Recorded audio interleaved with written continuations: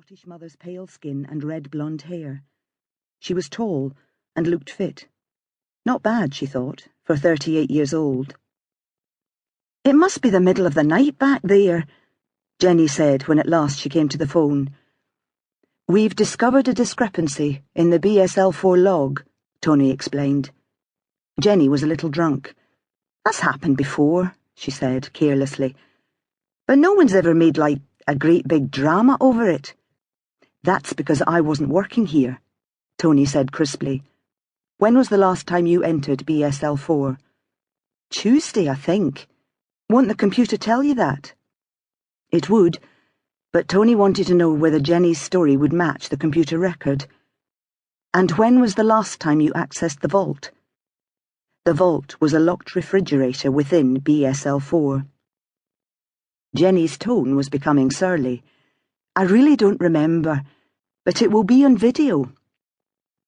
The touchpad combination lock on the vault activated a security camera that rolled the entire time the door was open. "Do you recall the last time you used Madoba 2? This was the virus the scientists were working on right now. Jenny was shocked. "Bloody hell!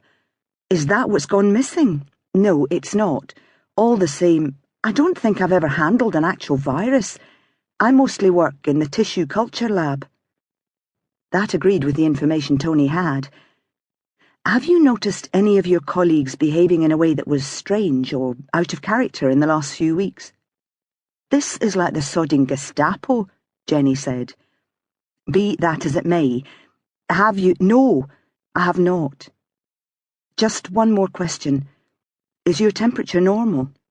"Fuck me. Are you saying I might have Madoba too? Have you got a cold or fever?" "No."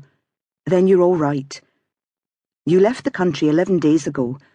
By now you would have flu-like symptoms if anything were wrong. Thank you, Jenny.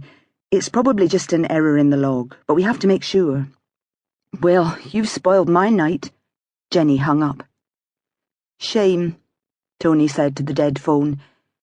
She cradled the receiver and said, "Jenny Crawford checks out.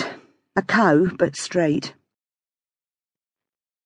The laboratory director was Howard McAlpine. His bushy grey beard grew high on his cheekbones, so that the skin around his eyes looked like a pink mask.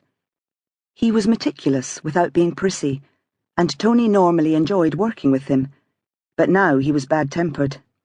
He leaned back in his chair and clasped his hands behind his head. "The overwhelming likelihood is that the material unaccounted for was used perfectly legitimately by someone who simply forgot to make entries in the log." His tone of voice was testy. He had said this twice before. "I hope you're right," Toni said non-committally. She got up and went to the window. The personnel office overlooked the extension that housed the BSL-4 laboratory. The new building seemed similar to the rest of the Kremlin, with barley sugar chimneys and a clock tower, so that it would be difficult for an outsider to guess from a distance where in the complex the high-security lab was located. But its arched windows were opaque.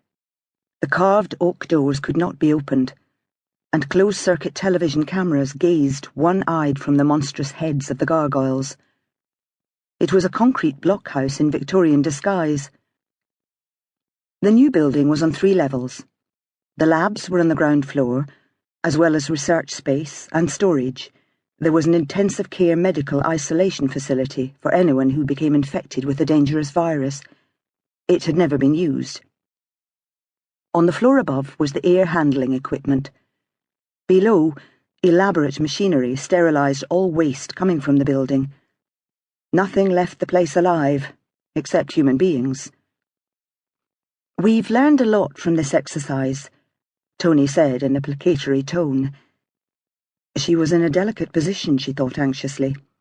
The 2 men were senior to her in rank and age, both were in their 50s.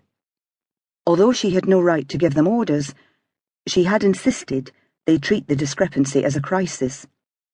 They both liked her, but she was stretching their goodwill to the limit. Still, she felt she had to push it. At stake were public safety, the company's reputation, and her career.